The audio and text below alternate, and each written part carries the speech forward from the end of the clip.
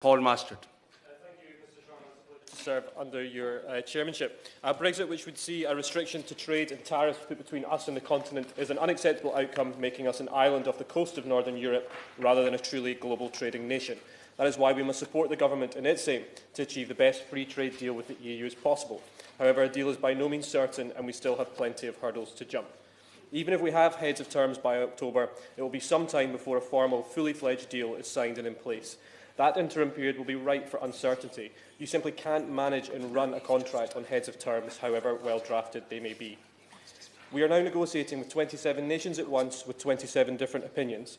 Diverging interests among the EU 28 have led to frequent delays and dilution, or even the collapse in EU trade deals to date, and the new deal with the UK may be no exception. And whilst I have no doubt the UK can and will form new trading partnerships across the world, I am unconvinced that a full suite of shiny new trade deals with key markets will be in place and ready to go on day one.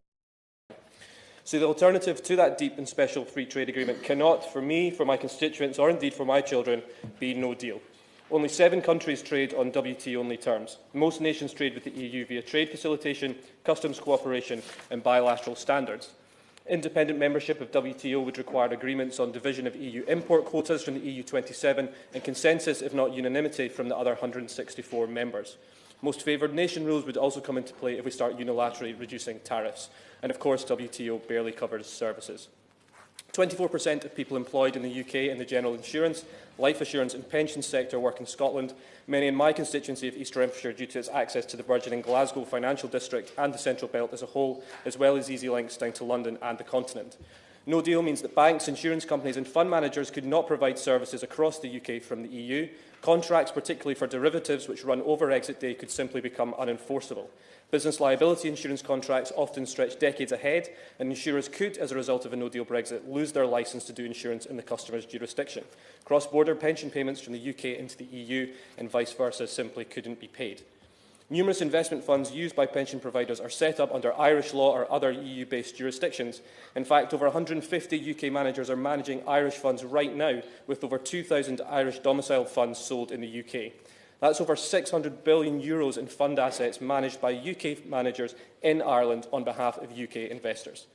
Collective investment schemes are established and authorised under a harmonised EU legal framework. There are huge issues in terms of authorisation, AIFMD passports, and simply maintaining the existing ability to distribute, say, Irish funds into the UK post-Brexit, whatever route we choose, but under a no-deal scenario, they are absolutely magnified. Securing country-by-country authorisations for each of your business lines will be time-consuming and expensive.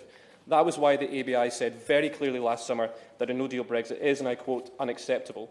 The Pensions and Lifetime Savings Association were even more blunt when they said, and I quote, WT only would cause major disruption. On no account could the pension fund industry support a regime based only on WTO rules. This would be likely to cause economic harm, create regulatory barriers and undermine essential pension support services. The impact of a no-deal Brexit on the economy would have significant issues for pension funds, both in terms of weaker investment return, but also would potentially put defined benefit schemes at additional risk by weakened employer covenants, as sponsoring employers in sectors worst hit under the WTO scenario would struggle to meet their deficit reduction payments. And so, just as the government continuously planning for all scenarios must, I do accept, mean covering no deal, but never advocating it as a preferred outcome, it must also cover a range of other possibilities, including, as I've said before, entering EFTA with the EEA bolt-on. And I won't go back over those arguments I raised as I did on the 7th of February. Instead, I'll conclude by saying that I will not allow my constituents to be faced between a choice of the deal on the table or the no-deal quagmire on the floor. In the event a deal cannot be reached or is rejected, then Plan B can, and in my view must, be EFTA EEA, and I urge the Minister to not dismiss that out of hand.